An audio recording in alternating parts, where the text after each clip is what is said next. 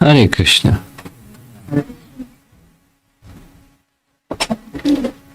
There's some advantages when there's a delay in the technology working. We have a longer kirtan.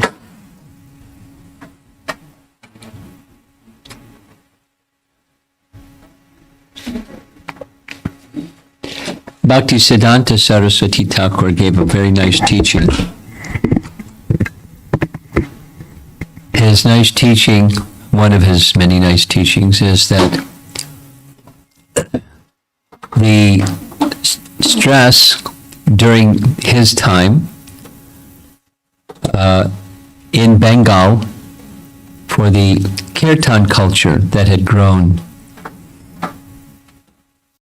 excluded the Shravanam part, because there's 9 processes of bhakti. It starts with Shravanam, then Kirtanam, then Vishnu Smaranam. Shravanam, Kirtanam, Vishnu Smaranam, and then the other 6. So he explained that the underemphasis of Shravanam resulted in a Kirtanam culture where persons didn't have proper understanding of Krishna or Vishnu or the Supreme Lord. They didn't have proper understanding. And that was the root of the apasampradayas, or the deviated practices. Therefore, Bhaktisiddhanta explained that Kirtanam is to be accompanied with Shravanam. Kirtanam without Shravanam, without Hari Katha, is like worshipping Krishna without Radha. And we don't worship Krishna without Radha, we worship Krishna with Radha. Or Narayan with Lakshmi, or Sita with Ram without Sita. What's Ram without Sita? That's Ravana. Or Sita without Ram. So it's both. And then it's complete, like Radha Krishna worship or Sita Ram worship. We don't worship one alone. Shakti with Shaktiman. So the name is the Shaktiman, it's the name of Krishna. The Harikatha is the Shakti, Sarup Shakti of the Supreme Lord. We're hearing personalities from Ramayana. During the Sunday program, we concluded the section on Valmiki, and now we're going to the section on Ravana. The image that you see on the screen here, that's Ravana with his 10 heads. Above him is Lord Shiva, placing his toe on Mount Kailash, and we'll hear the story behind this one. We'll start with the family line or genealogy. As all of you should have. If you haven't, you can request a PDF that says Glossary in Genealogical Charts. I'm going to be referring to the last 2 of the genealogical charts in this little document just now, shortly. This is the father's side of Ravana's genealogy. Of course, the firstborn at the very top is Brahma. And Brahma, directly from his body, produced sages. One of them was Palashya, called a mind-born sage of Brahma. And in course of time, Palashya married the daughter of the sage Trinabindu. And from the combination of Palashya and Trinabindu came his first son, Vaishrava. Vaishrava was, like his father, very elevated, very qualified, very learned, very austere, and in course of time, he had wife, we'll see some images. Bharadraj Muni had a daughter who requested Vaishrava to marry his daughter. They became married, and their son was Vaishravana, who later became Conqueror. Vaishravana, you'll hear his name again and again. Vaishravana, or Conqueror, was the elder brother of Ravana. Because after some time, Vaishrava marrying Bharadraj's daughter and Vaishravana being born, there was a second wife. And the second wife, her name is Kaikashi. She was from the Raksha or Daitya dynasty, Rakshasa dynasty. Sumali was her father, and Ketu Mati was her mother. And we'll hear the story in detail, but this is just giving the chart. And they had 4 children. And only one of them, Vibhishan, was pure and saintly, and the others were demons. So if you look at the chart, Dasagriva, later became Ravana, was younger brother or step brother of Vaishravana, and they had, challenges with one another. So there's the chart, and here's the description. Palashya was residing on the slopes of Mount Meru, and in a very idyllic situation where he engaged in austerities and meditation and so forth, and yagyas. And unfortunately, it was so delightful that young girls would come and sport there and make noise, and it was very disturbing to him, and it happened again and again. So he uttered the following warning: if any women come in this area again, immediately they'll become pregnant. So they stayed away. But there was one girl who didn't hear that warning, and when she went there weren't other girls there, but she came in the vicinity where Palashya Rishi was, and boom, she felt she was pregnant. So she went back to Daddy. And I didn't have contact with any man, but I'm feeling this pregnancy. And so the sage, Trinabindu, did some meditation for a while, and then he understood what had happened. So he took his now pregnant daughter to Palashya and said, please marry her because she's carrying your child. And so he accepted. Palashya married sage Trinabindu's daughter, and their son was Vaishravas.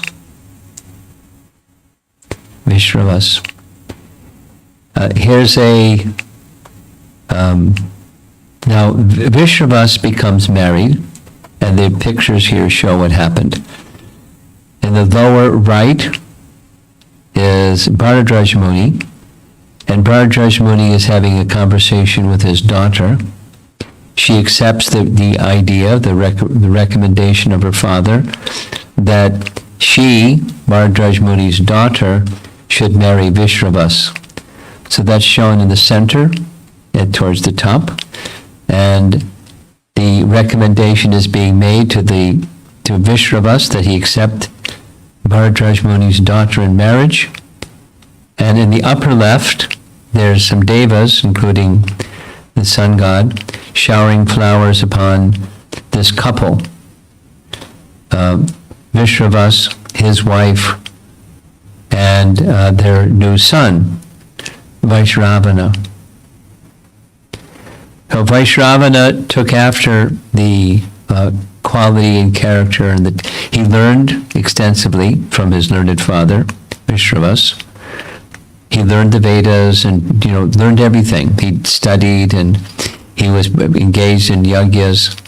And the description of he underwent austerities for some time.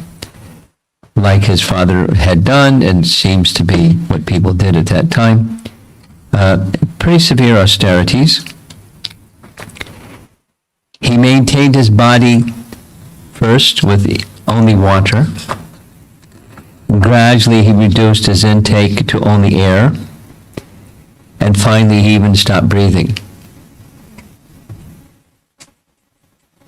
for 1,000 years. And he wasn't just holding his breath. It was being sustained by some other power.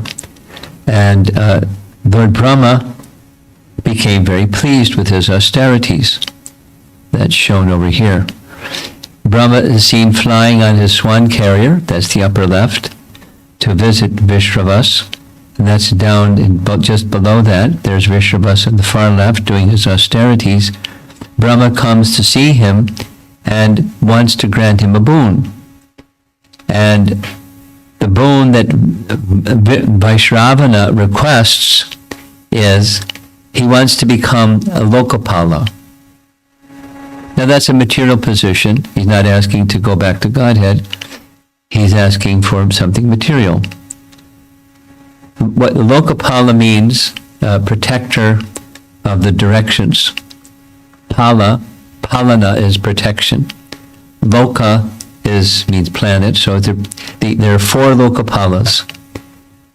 This is a little go into Vedic cosmology. There are 2 places where the Lokapalas reside. One is on top of Mount Sumeru.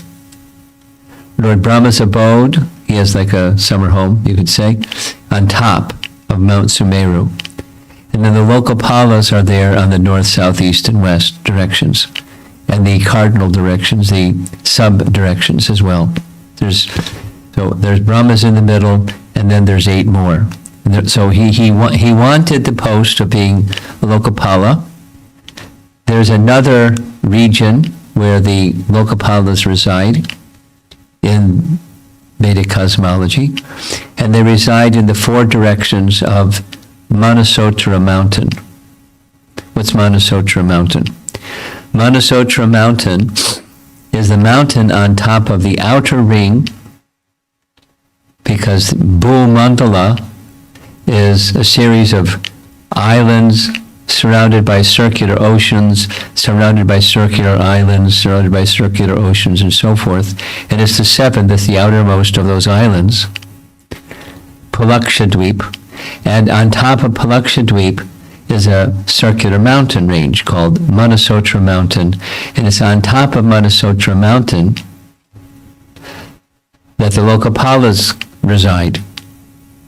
And it's on Manasotra Mountain that the chariot of the sun god moves around and around and around. So in case you're not able to follow all that, don't worry about it. Vaishravana, wanted to become a protector of the universe. So that was granted by Brahma. He said, very good, I already have 3 and I needed 1 more anyway, so yes, you can take that position. The other 3, he said, you can become Kuvera. Kuvera is who? The treasure of heaven, right? Treasure of heaven. So the other 3 are Yamaraj, Indra, and Varuna. So he was Lokapala number 4 in the southerly direction. And I'll grant you a 3rd boon. So 1 was a Lokapala, the position of Kuvera, and the 3rd was the Pushpaka Vimana, the celebrated. Vimana means like an airplane or aircraft, and Pushpaka was the name. It was very amazing craft. Didn't have a steering wheel, didn't have any fuel. Just you desire to go somewhere, and Pushpaka Vimana will take you there. And it can become really, really, really big. And it can become small. It is a very amazing vehicle. So he was given a vehicle by Brahma. So after completing this extensive austerities, we see in the upper right, the center. Let's go to the bottom. We did the bottom. There's Brahma giving the benedictions. Behind Brahma is the Pushpaka of Vimana. And there we see, up on top in the center, there's Vaishravana, now Kuvera, going to visit his father, Vishravas, on the upper right. Where should I reside? And the residence that he recommended, Vishravas recommended, was a now abandoned Lanka. Now later Ravana takes Lanka, but prior to Ravana taking Lanka, it was assigned by their father, because they had different mothers but the same father. It was assigned to Kuvera to reside in Lanka. And so there we see on this illustration, there's Lanka on the left. It's on an island, and there's a person at the gate of that island, of that Lanka. And there's Vaishravana going there in his Pushpaka Vimana in the upper right. That's Vishravas in his ashram. So that's the first, that's Ravana's brother, or stepbrother. And then came the situation with, by the way, in this, it's a PDF that was sent to, should have been sent to everybody, and it reads, glossary and genealogical charts. So the last two genealogical charts are of Ravana's genealogy. And one of those charts you've seen, but you have a copy of it on page number 23, same as that chart you saw a short while ago. And then here comes on page 24. It's the last page of this genealogical charts, and it's the mother's side, the maternal side. And on the maternal side, everything starts with Brahma, because he's the firstborn living being, and it gives a whole lineage that comes down to three brothers, Sumali and Malin and Malyavan. Now we're going to hear about Malyavan a little bit later in this discussion about Ravan. But there's three brothers, Mali, Sumali, and Malyavan. And while all of this is going on, the three brothers, they also undergo severe austerities. It seemed like the thing to do if you want some power. So they went through severe austerities for a long time. Brahma came, and he wanted to know what was their desire, and they desired power, of course. They received boon from Brahma. Doesn't say exactly what they received, but they misused those boons. Now they're very powerful, and they went around and killing people, and because they're Rakshasas, they would kill people and eat people, and that wasn't very much appreciated. And then they went to Vishvakarma and said, can you build a place for us? Well, those powerful Rakshasas. And Vishvakarma said, well, there's a place right now that I built for Indra, but Indra fell out of grace, and the place is unoccupied. It's in Lanka, and it has golden walls, and it's a nice place, so you can go there. So before, as you see on the screen, before Vaishravana or Kuvera went there, it was occupied by the Rakshasas. But something happened.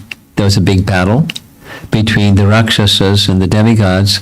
Lord Vishnu intervened, and Lord Vishnu sent everybody in all different directions except Sumali. Sumali stayed on earth, and his two brothers went to the lower planetary regions.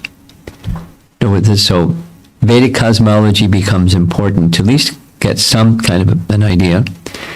The lower planetary regions are not the hellish regions. There's 7 upper, 7 lower, and the 7 lower is where they went. And so Sumali stayed. Sumali had a wife, and they had some children. One of those children was a daughter. And the daughter's name was Kaikasi. Kaikasi, Sumali saw Kuvera, or Vaishravana, flying around in a Pushpaka Vimana, and he put 2 and 2 together and said, this became possible for Vaishravana as the son of Vaishravas. So, my dear daughter, it's time for your marriage.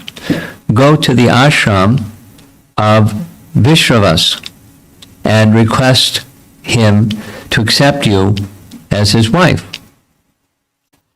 And if he accepts you as his wife, then you'll have very powerful children. And the very powerful children can rival what his sons have done. The sons of Vaishravana was one of the sons of Vaishravas. You with me? So Kaikashi, being obedient, she went to the ashram of Vaishravas. And when she went to the ashram of Vaishravas, she came at an inauspicious time. And so he accepted her request to become his wife. But he said, because you've approached me in an inauspicious time, your sons will become fierce rakshasas, misshapen, very cruel, and man-eaters.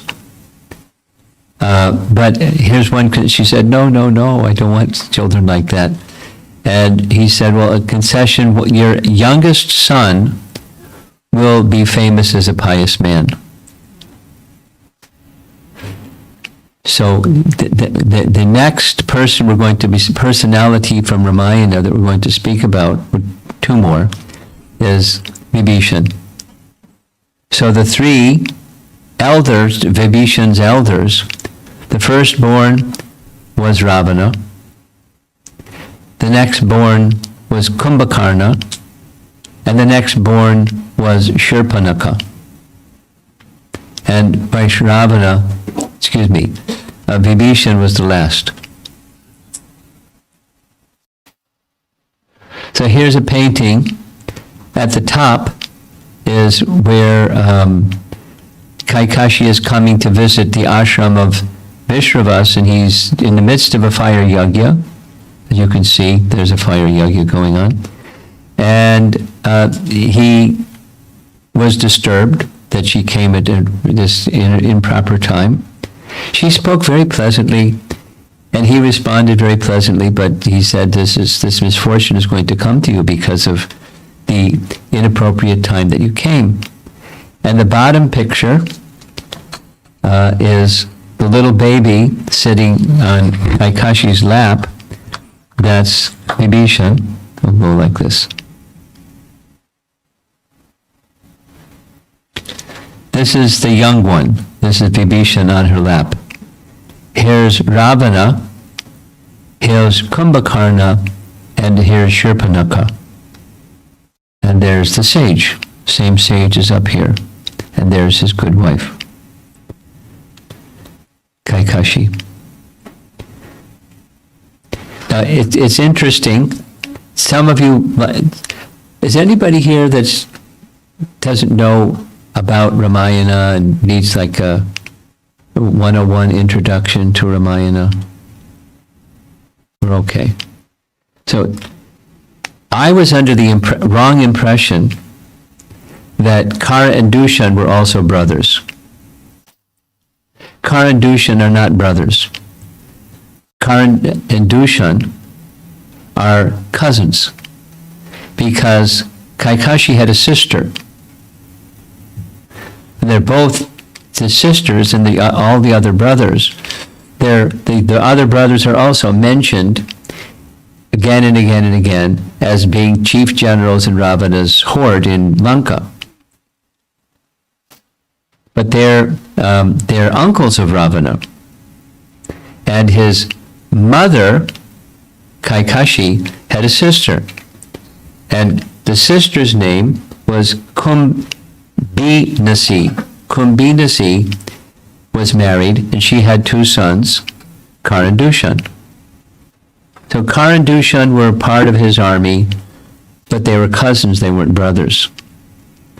Took me a while to sort through all this. A little complicated. But they become very important in the story of Ramayana. Kar and Dushan, eventually, they were put in what's called in Ramayana an outpost, because Lanka is an island 100 yojanas or 800 miles south of the southern tip of India. And Ravana had a plan to protect access to India. There was a vast tract of land, then known as Janastan, and they, Kar and Dushan, and a third, Trishiras, he's another genealogical family member, they were put in charge of 14,000 soldiers.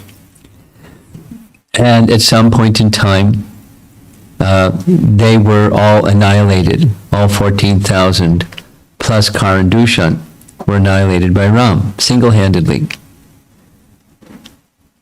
The purpose of Janastan, again, was an outpost to protect access to the island. It was just like a way to protect Lanka. So they were put in charge. And along with them was Shurpanakha. So we're going to hear shortly how Ravan was married as the elder brother. We'll hear the story. And then the elder brother made arrangements for the marriage of his younger brother and his younger sister. 2 younger brothers and younger sister. The husband that was arranged for Shurpanakha to marry